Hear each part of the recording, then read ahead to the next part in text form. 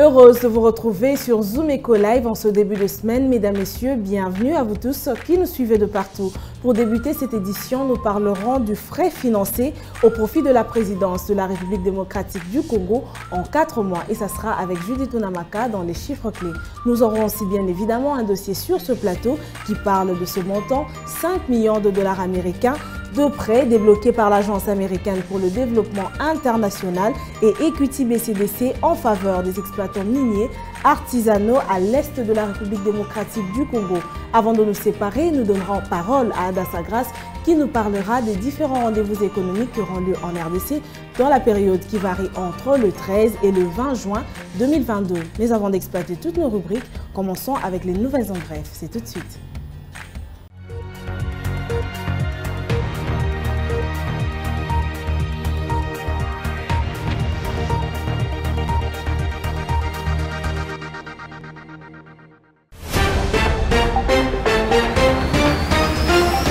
Commençons ce nouvelles en bref avec cette information. Le recette réalisé au courant du mois de mai 2022 par le Régie financière de la République démocratique du Congo sont évalués à 1866,2 milliards de francs congolais, soit 933,1 millions de dollars américains. Un résultat qui représente un taux de réalisation de 141% par rapport aux prévisions mensuelles arrêtées à 1326,5 milliards de francs congolais. Ces statistiques ont été fournies par le ministre congolais de Finances, Nicolas Kazadi, au cours de la réunion du Conseil de ministres du vendredi 3 juin 2022. Autre information, la République démocratique du Congo compte à ces jours 15 banques commerciales en activité. Une caisse d'épargne, 71 coopératives d'épargne et de crédit de 21 institutions de microfinance, 4 institutions spécialisées, 4 institutions émettrices de monnaie électronique, 35 bureaux d'échange, 80 messageries financières, 2 fonds de pension, 10 sociétés d'assurance et 18 intermédiaires d'assurance. D'après le ministre congolais des Finances, Nicolas Kazadi, qui a présenté ces tableaux au cours de la réunion hebdomadaire du Conseil de ministres, tenue le vendredi 3 juin 2022, les secteurs bancaires du pays demeurent assez dynamiques au regard notamment de l'accroissement d'environ 40% du total bilan en 2021. Dans son mot, le ministre des Finances a informé le Conseil de stabilité financière et de la situation des banques en difficulté.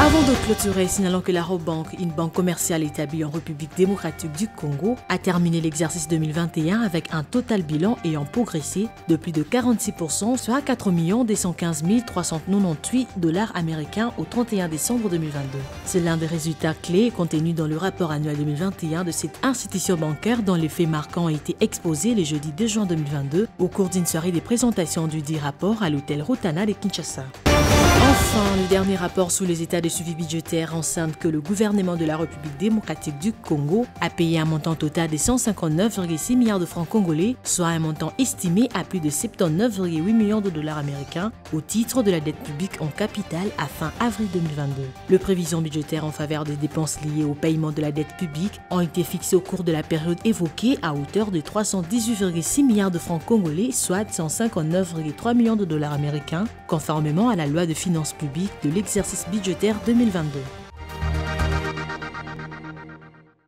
Nous revoilà sur ce plateau. C'est un plaisir de savoir que vous êtes toujours connectés à Zoom Eco Live. Voilà, nous entamons déjà cette édition avec les chiffres clés qui nous sont présentés par Judith Tunamaka qui, aujourd'hui spécialement, nous parle des frais financés au profit de la présidence de la République démocratique du Congo en 4 mois. Les détails, c'est juste après ceci.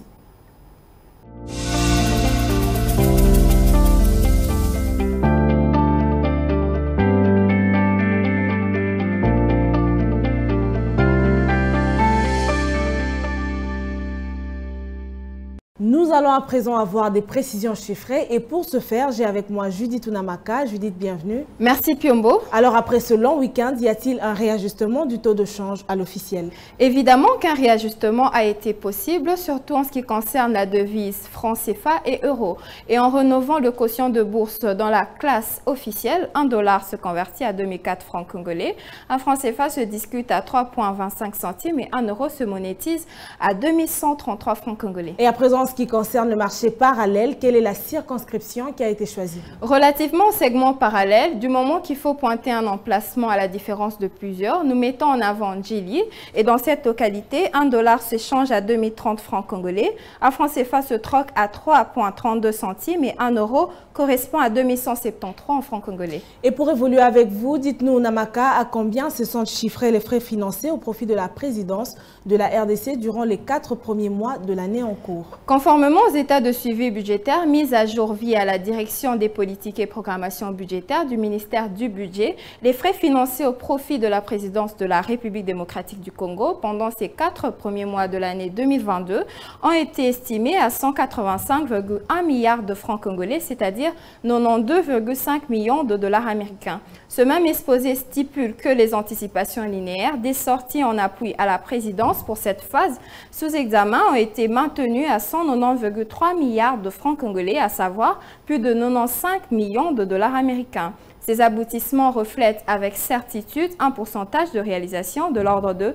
97,2% de la somme absolue considérée durant ce stade. Et on va finir avec la clé de distribution déboursée à l'avantage de la présidence au cours de cette période. En ayant pour référent les états de suivi budgétaire, les distributions des 185,1 milliards de francs congolais transférés au titre de la présidence de la République pendant ces 4 premiers mois de l'année 2021 ont été distribuées selon l'ordre suivant. Un coût de 99,5 milliards de francs congolais a servi au fonctionnement des institutions contre les attentes budgétaires de 87,4 milliards de francs congolais. La rémunération de la première institution de la République démocratique du Congo est élevée à 60,3 milliards de francs congolais, contraire aux prévoyances budgétaires comptées à 81,2 milliards de francs congolais. Plus de 12 milliards de francs congolais ont été appuyés à la catégorie intervention économique, sociale, culturelle et scientifique.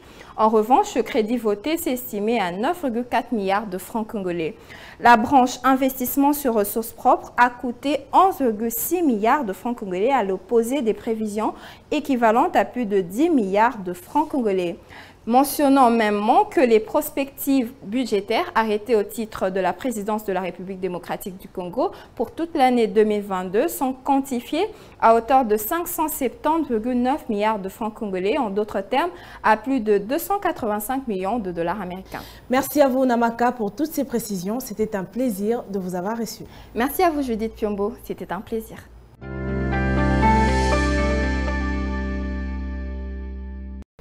Et à présent, nous allons prendre ce nouveau dossier qui nous est présenté par Aris Benga. Il nous donne des précisions sur les 5 millions de dollars américains de prêts débloqués par l'USAID et Equity BCDC en faveur des exploitants miniers artisanaux à l'est de la RDC. Regardez.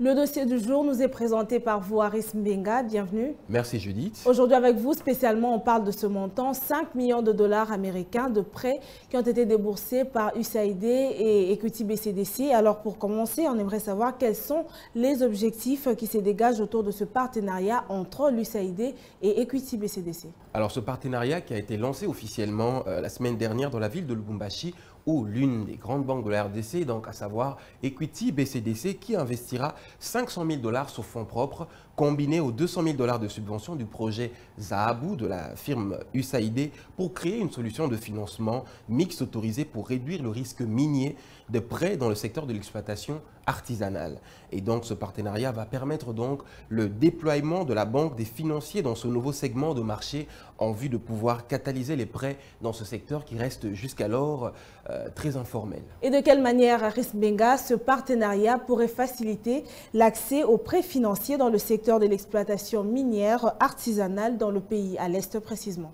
Alors, il faudrait d'abord souligner que les coopératives d'exploitation artisanale ou encore les négociants exportateurs n'ont pas souvent l'accès aux fonds de roulement pour préfinancer l'achat d'or ou d'autres minerais de manière légale. Il manque également des frais de financement d'actifs fixes pour investir dans l'achat ou encore la location des équipements d'excavation de protection individuelle qui leur sont essentiels en vue d'améliorer la production ou encore d'assurer la sécurité des mineurs. Et donc ce partenariat entre l'USAID et l'Equity Bank BCDC permettra donc de s'attaquer à ce problème systémique avec une solution basée sur le marché local. Et donc la banque Equity BCDC qui propose d'ailleurs d'accorder jusqu'à 5 millions de dollars des prêts et d'autres produits financiers dans les 18 mois à venir va devoir s'appuyer sur le réseau de coopératives minières artisanales, des négociants, encore des exportateurs développés par le projet Zahabou Safi de l'USAID, et aussi, par la même occasion, pouvoir bénéficier donc des informations sur le marché, des profils sur les risques des sites miniers que le projet Zahabou Safi a déjà développé.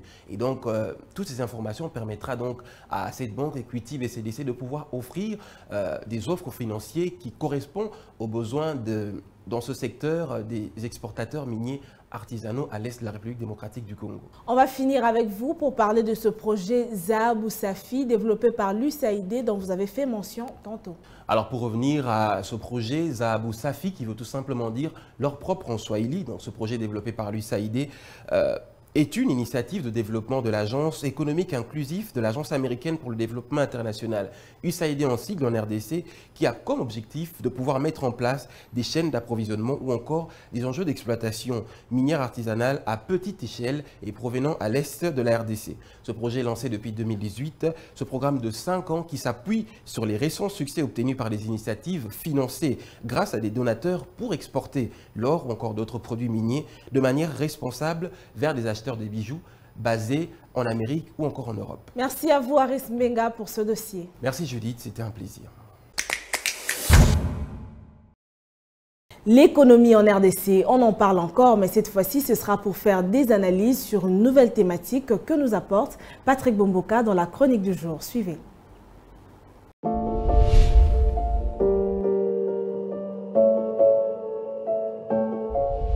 Bonjour. Le gouvernement central de la République démocratique du Congo s'active pour l'amélioration de l'offre intérieure dans les secteurs agricoles. Cette ambition devrait être matérialisée à travers le programme d'intervention agricole saison A 2022-2023. Selon le ministre de l'Agriculture, la République démocratique du Congo est dotée d'énormes ressources agropastorales, forestières, minières et même halieutiques. Seulement le pays a du mal à couvrir l'ensemble des besoins alimentaires des 80 millions de Congolais. En recourant à l'importation des produits pour lesquels la République démocratique du Congo a un avantage avéré, le pays dépense des sommes importantes pour couvrir les besoins en denrées alimentaires. À quoi servira donc ce programme d'intervention agricole? Eh bien, le programme d'intervention agricole se propose de répondre aux assignations du gouvernement congolais, assignations relatives à la mise en place d'une filière agricole comme alternative aux effets pervers dus notamment au changement climatique, à la pandémie de Covid-19 ou encore à la crise induite par les conflits russo-ukrainiens. En termes d'objectifs, le programme d'intervention agricole saison A 2022-2023 en compte au total 7.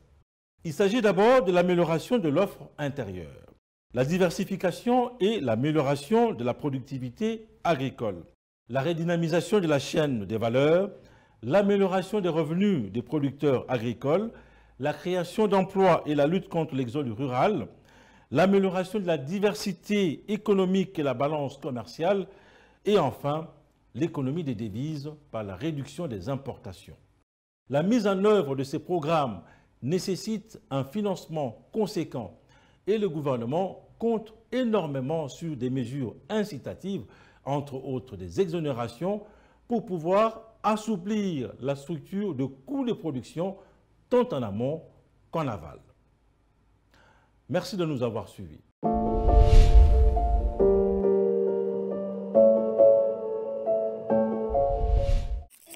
Suivez-moi tout le jour à travers Zoom Wende sur Zoom Eco Live. Abonnez-vous sur notre chaîne YouTube. Zoom Eco Live, la référence de l'actualité économique en RDC.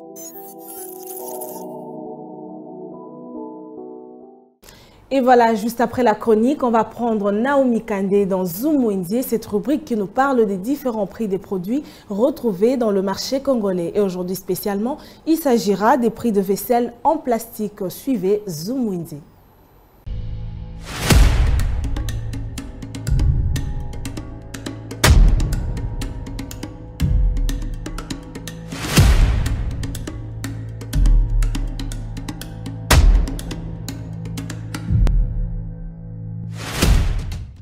Certains ménages optent pour les articles en plastique en ce qui concerne les gobelets, les assiettes, les couverts, bref, la vaisselle en général, parce qu'ils durent plus longtemps, coûtent moins cher et sont moins cassants. Ces nouveaux numéros Zoom Wendy vous emmènent à découvrir le prix de quelques articles de vaisselle en plastique. C'est parti!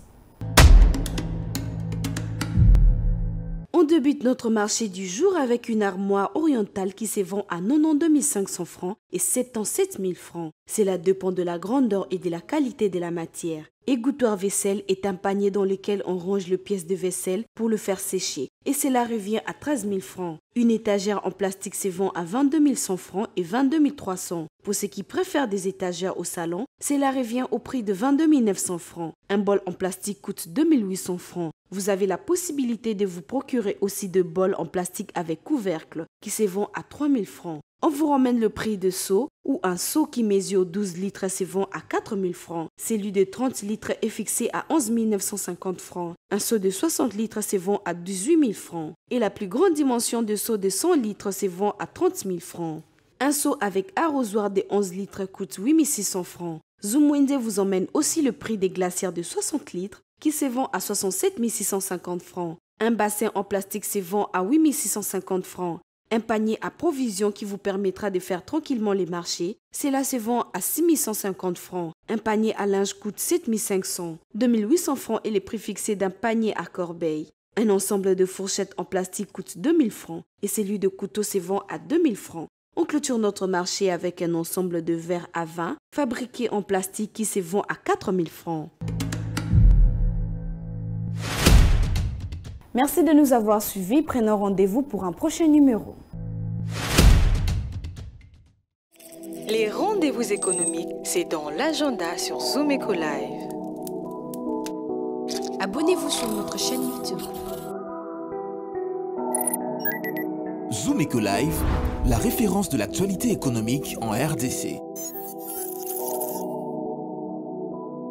Quels sont les détails, les précisions à noter sur le rendez-vous économique qui aura lieu du 13 au 20 juin 2022 ici en RDC? Adassa Grace nous en parle. Suivez.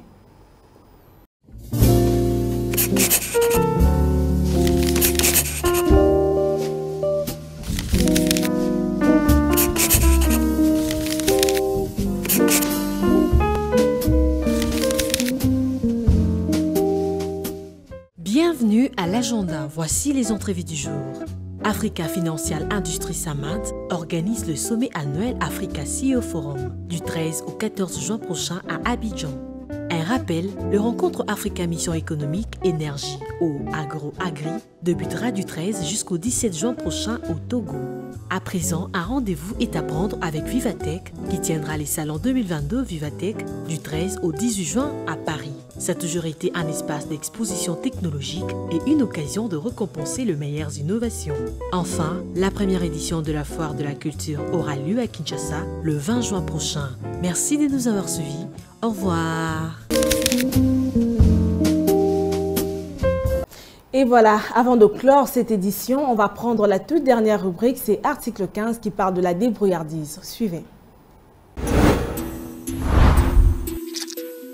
Débrouillard jamais, jamais, jamais. Débrouillard jamais, jamais, jamais. Débrouillard jamais.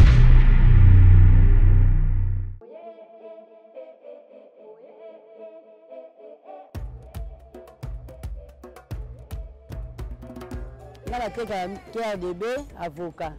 Ina ne badeza mukie na umeni. Kolanda kaka te tolandi mama okofana ndaku te. Nalanda ta mama sima. Tala landi pa coaching mo idéologie des masolo pe vandi.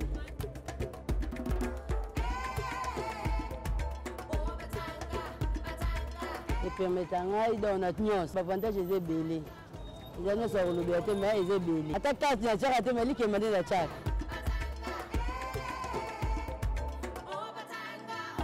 badifficulté ezali nde toza bonesi baoyo so eza période nango te bosouffrir ofongoli kaka boye epola ofongoli kaka boye epola oyo mpe ndenge moko okoki kosomba ata panier nyonso ebebi opede donc badifficulté tokutana nano yango wana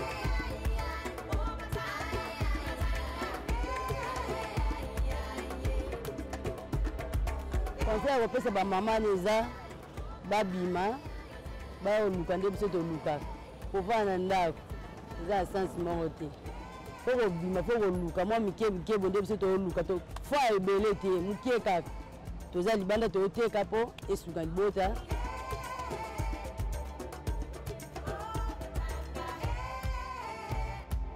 nakosenga kaka na gouvernement toza na wenze te todebrouye kaka na babalabala batika biso kima bapanzaka biso te mposo bapanzaka biso eza pasi bana bayo akoma biso bafraser na babalabala batikaka biso totekaka pardon pena nasengi bango basunga biso batikaka biso totekaka